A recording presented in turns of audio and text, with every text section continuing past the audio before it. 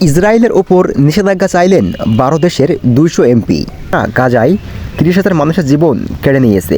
ইসরায়েলের ওপর অস্ত্র নিষেধাজ্ঞা আরোপ করা। ইসরায়েলের ওপর নিষেধাজ্ঞা চাইলেন ১২ দেশের ২০০ এমপি।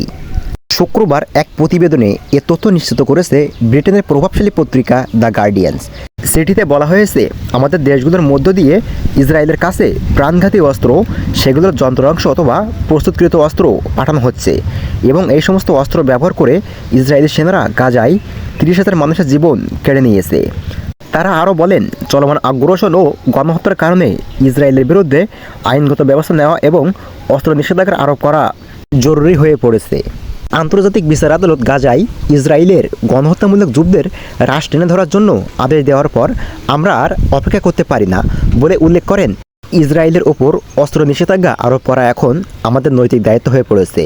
ইরান ভিত্তিক সংবাদ মাধ্যম পার্স টুডের খবরে বলা হয়েছে, ইসরায়েলের বিরুদ্ধে লেখা ওই চিঠিতে সই করেছেন ব্রিটিশ পার্লামেন্টের ৩৯ জন সংসদ সদস্য সহ Australia, France, Belgium, Canada, Brazil, Spain, Netherland সহ তুরস্ক এবং যুক্তরাজ্যের সংসদ সদস্যরা।